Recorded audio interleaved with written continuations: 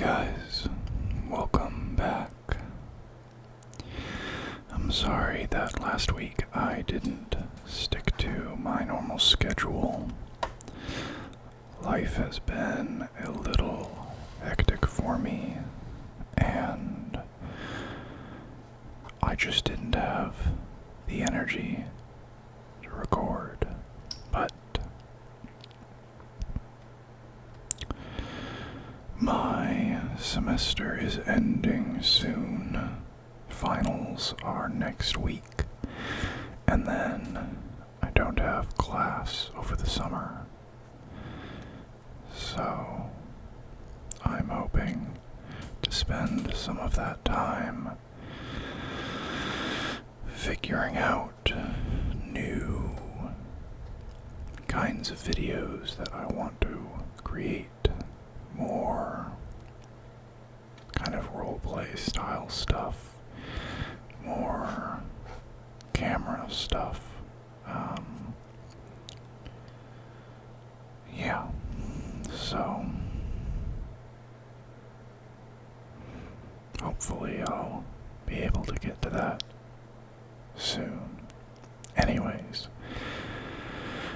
on to the topic you came here for: flesh eater courts and the endless feeding grounds. Wise travelers know not to venture into ruined lands without good reason.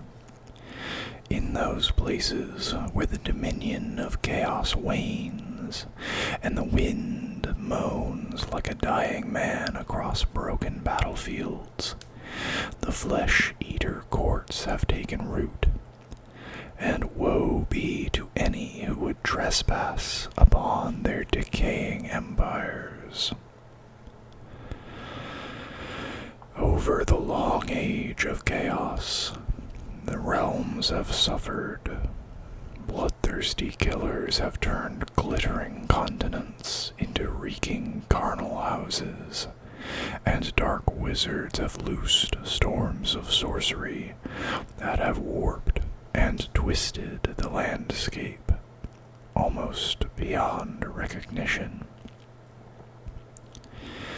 In the wake of the destructive tides of war, a land becomes ripe for the slow, terrifying descent into a flesh-eater kingdom.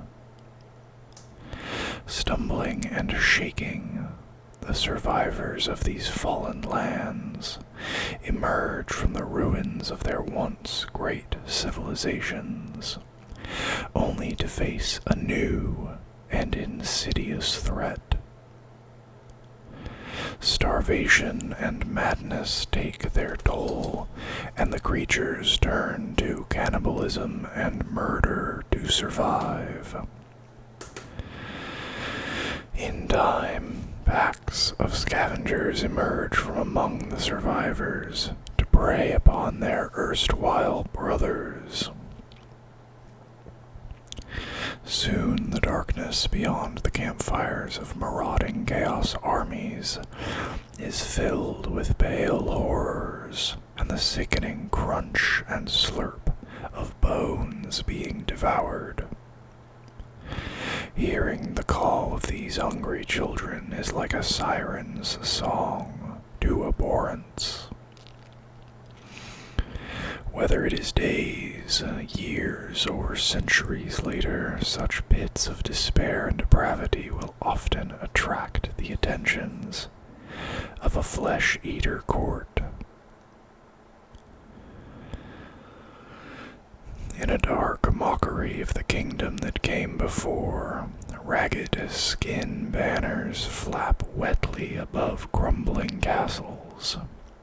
The king swiftly sets about creating, in his own delusional mind, a functioning state. Scouting parties range across the land, and establishing fresh borders for their lord's armies to defend. In the broken remains of cities, nests of ghouls take up residence, stockpiling food and weapons. These awful pits and midden heaps are the treasure houses of the flesh-eater court, and are closely guarded. More than one foe has battled their way bitterly through waves of frenzied ghouls, expecting lost treasures or precious grave goods, only to find craters filled with rotting meat and broken bones. The abhorrent Ghoul King is always ready for an attack against his lands. Whether he believes himself the master of a mighty fortress, which in reality is a crumbling castle, long since abandoned by the conquerors that put it to the torch, or a nomad prince camped in his homelands, he will ferociously protect what is his. Like knights of the realm, crypt flayers soar over the court's domain, drawn by the hissing cries of the ghoul patrol. These flying terrors shadow those who would defile their master's kingdom, while ghoul hosts lay cunning ambushes in the invader's path. Flesh-eater armies show a level of coordination that has been the doom of countless foes.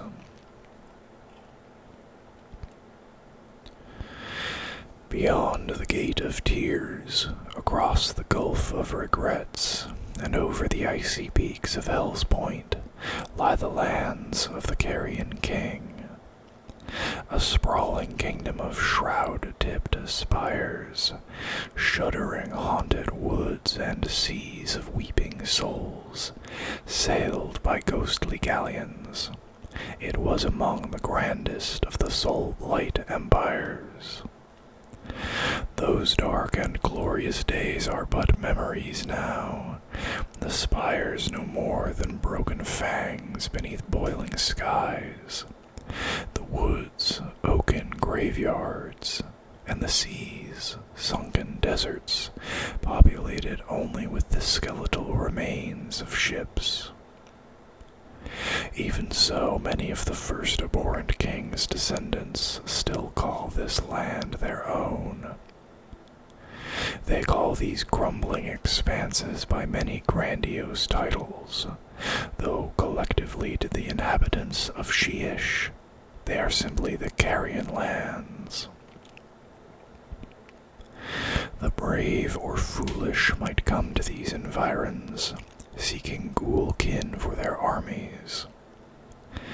Necromancers, unliving warlords, and even brutal chaos lords arrive with choice offerings of Medusa eyes, gargant livers, or Troggoth bile for the abhorrent stables, hoping that their princely gifts will be enough to coax the flesh-eaters to fight for them.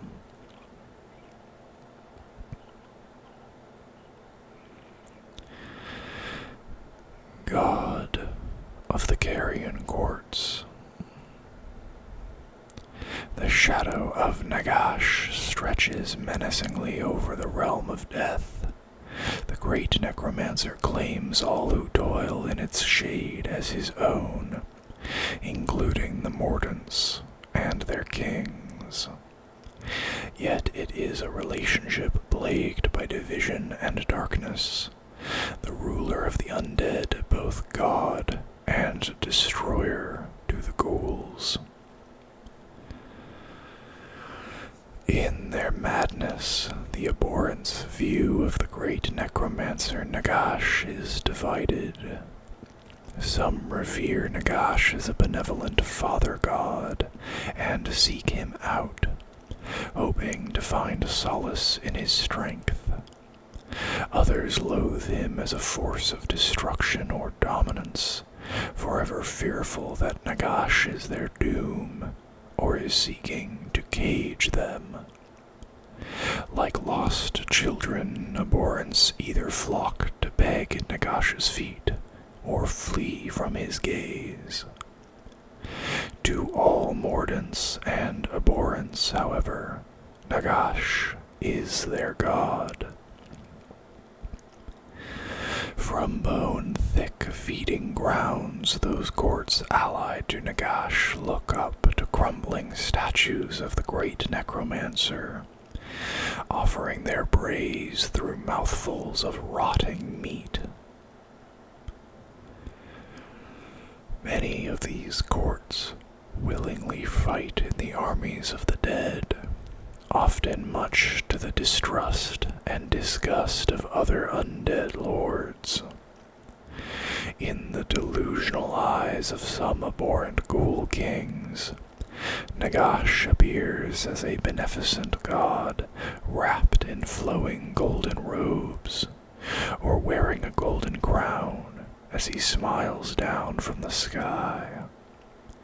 To honor their god, many courts have built churches among the ruins of their kingdoms, such as the corpse fane of the Nightlands, covered with 10,000 flayed faces, all stitched together with the same expression of rapture. By contrast, those courts that distrust Nagash often travel far from the realm of death, seeking to escape the great necromancer.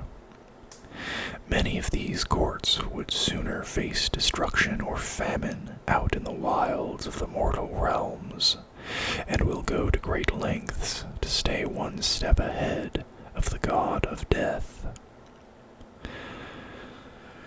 Some are forever on the move, like the gluttonous carnival, its roving corpse caravans, heavy with scavenged meat, endlessly rumble across the land as they try to stay ahead of their imagined pursuers. Others construct vast fortresses, like the Wither Claw in Girin, though its high walls exist only in its inhabitants' imagination. Its bone palisades and blood moats are real enough, and make it a formidable bastion that is fiercely defended against any suspected servant of Nagash sent to bring them to heel.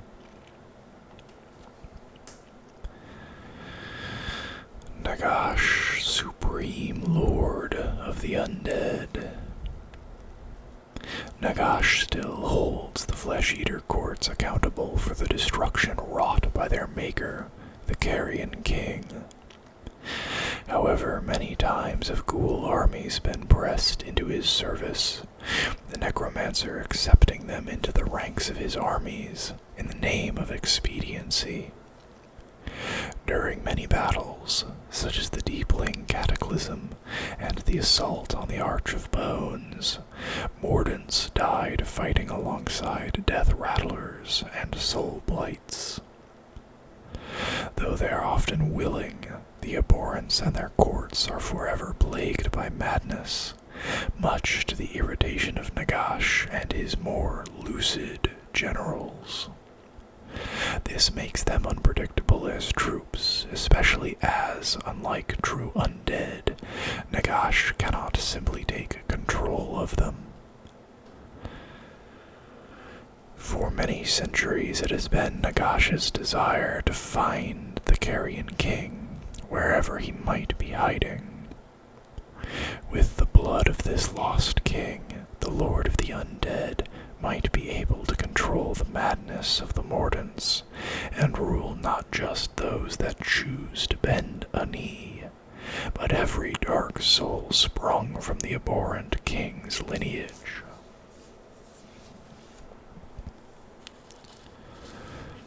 Tales of madness. Just as decay claims a moldering corpse, the flesh-eater courts have spread out to infest the ruins of the mortal realms. Theirs are the deeds witnessed not by scholars and wise men, but by the desperate and hopeless, who will either join their fiendish ranks or are devoured devoured by courts of madmen. Cannibal King. After the Carrion King's escape from the Shroud Cage, his madness began to spread across the realms.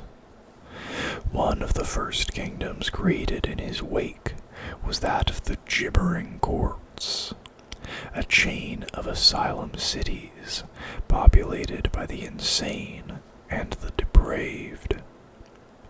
After the king vanished, the courts remained, becoming changeable allies to both Nagash and the Dark Gods across the ages.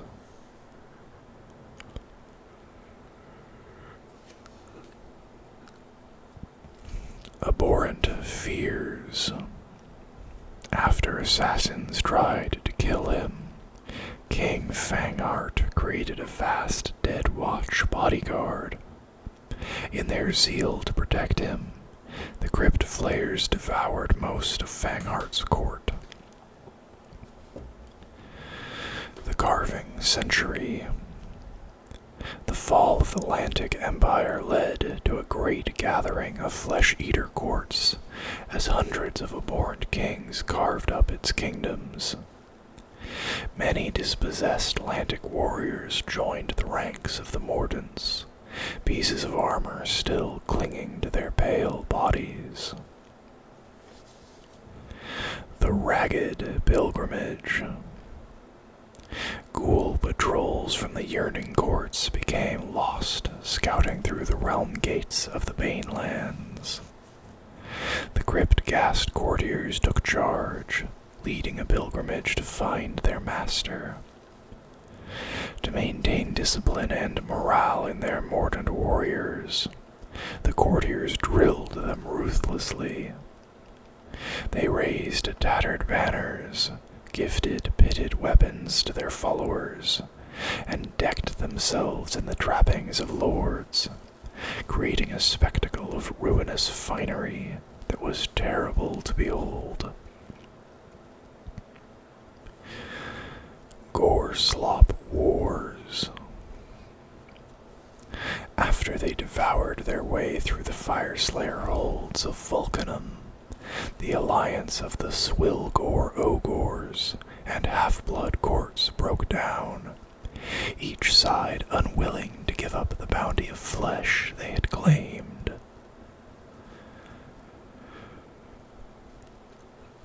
An unholy appetite. The Sunderbone court cultivated a ferocious army of crypt horrors, fed upon soul-blight blood by the abhorrent King Hookfane. The Mordants of the Sunderbone court were able to overwhelm the defenders of the Ratchet Tombs. However, to Hookfane's dismay, his army had developed a dangerous taste for vampire blood and decimated his sycophant court in an attempt to become more powerful still. Liberation of Twylos. In the Chaos Purge of the Twylos Expanse, 100 provinces fell to the Dark Gods. Salvation for Twylos came unexpectedly from the Carnadine Cortage, its king blessing thousands of desperate survivors in a feast that gave rise to a Mordant army that swept away the invaders. Corpse Dragon Court. The fortunes of the Sanguine Court changed when they discovered the fields of Dracothion, a vast dragon graveyard in the hidden vales of the Wild Fold. From its depths, the court conjured a deadly royal menagerie. The surrounding lands soon fell under the claws of the court's abhorrent king as zombie dragons filled the skies and scoured the vales of the living. The abhorrent court. Betrayed by his own fallow court, the one-eyed king set out to claim his revenge against all mortals. Scorning mordants, he raised an abhorrent army.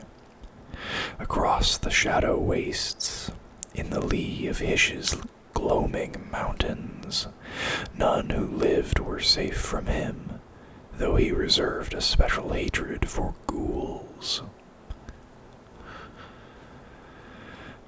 Terror's children. King Gore-Talon descended upon a Gargant ale moot. His terrorgeists grew so bloated on giant's blood that they burst in a cloud of bat spawn which darkened the skies, further swelling his bountiful menagerie. Crown of Corpses. 12 courts combined to scour the stone-spit lands of Oryx. The king that led them all, Gristleclob, was elevated and crowned an abhorrent emperor. Thirsting skies. To defend her kingdoms against the steel legions of chaos, Queen Neferata struck an alliance with the flayed court of King Horgloom, an abhorrent king. She flew across the Nightland's skies, surrounded by shimmering spirits and vampire thralls, and at their side came Horgloom, astride his zombie dragon, with crypt flares in his wake. Like a rain of death, the combined host fell upon the servants of the dark gods, and reduced them to red ruin. Unpleasant neighbors. The hammers of Sigmar assaulted the Arcanite Shardvane in Akshi, only to find themselves caught in a spell trap.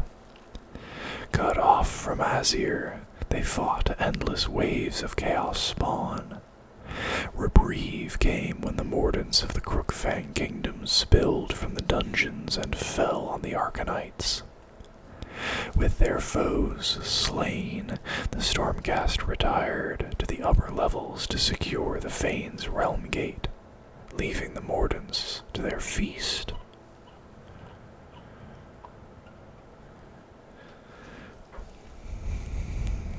Kingdoms of Madness. At the rancid heart of each flesh-eater court squats the vile presence of the abhorrent Ghoul King.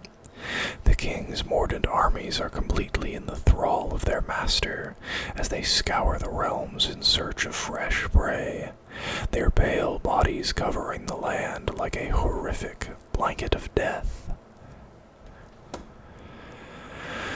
The armies of the flesh-eater courts are as nothing without their kings. Descendants of the abhorrent's long and terrible bloodline, these lords are the sinew that tethers the mordants together and bestows upon them their grandiose delusions of nobility. There is usually but a single abhorrent king ruling a court, though in rare cases a council of the most powerful vampires might be in control instead, provided of course that they all share a similar madness. All other abhorrents form the king's brood of sycophants and successors. Beneath his royal family stand the king's favorite lieutenants, Crypt Haunter courtiers, Vargulf courtiers, and Crypt Infernal courtiers, which serve as nobles of the court and lead its illustrious institutions. These are the upper echelons, populated by the largest and most dangerous of the king's servants. The bulk of the flesh-eater population is formed of ghoul hosts that grow and shrink depending on the fortunes of their court. These are overseen by cryptghast courtiers, while regiments are led by cryptghasts, all chosen from the most vicious and cunning of their kind. Cryptghast courtiers often have grand and ancient titles, which they aspire to and treasure, even as they covet the attention of their king. In times of war, an abhorrent ghoul king or one of his trusted Vargulf courtiers will usually lead the army. The Vargulfs are entirely devoted to their liege, and so are more trusted to enact his vision upon the mortal realms than any of the other courtiers. Vargulfs drink long and deep from their master's veins, and so their connection with the court's sovereign is strong. Like the king himself, Vargulfs usually lead from the sky. Swooping over the battlefield, they screech at the warriors battling below them, a high-pitched sound that is terrifying to the ears of their enemies, but akin to the clarion call of a hunting horn to the soldiers of the king's court.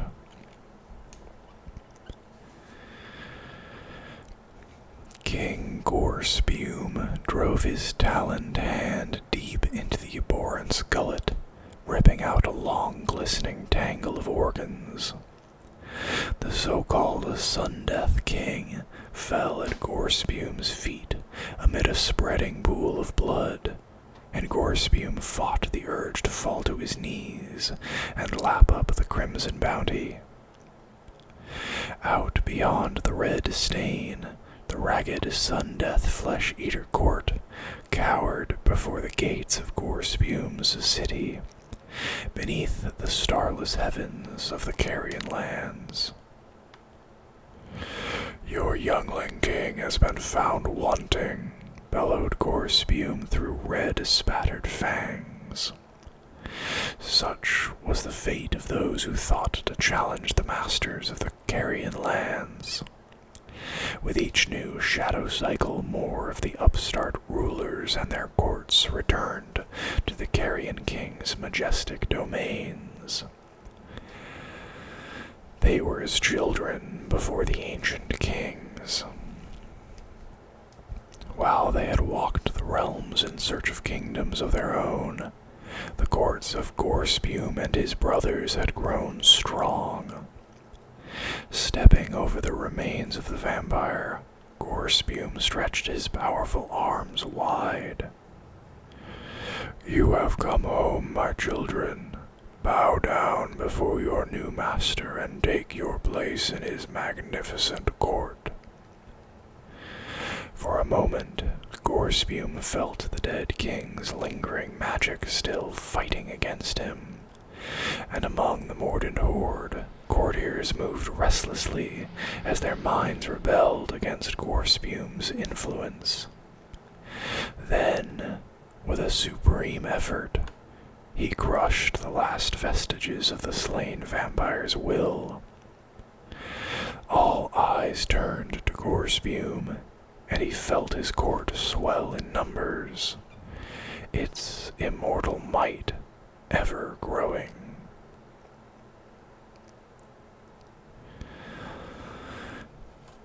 And that is where we're going to bring this video to a close. I hope you guys enjoyed it. If you did, please consider liking the video and subscribing to the channel. And I will see you guys next time. Bye-bye.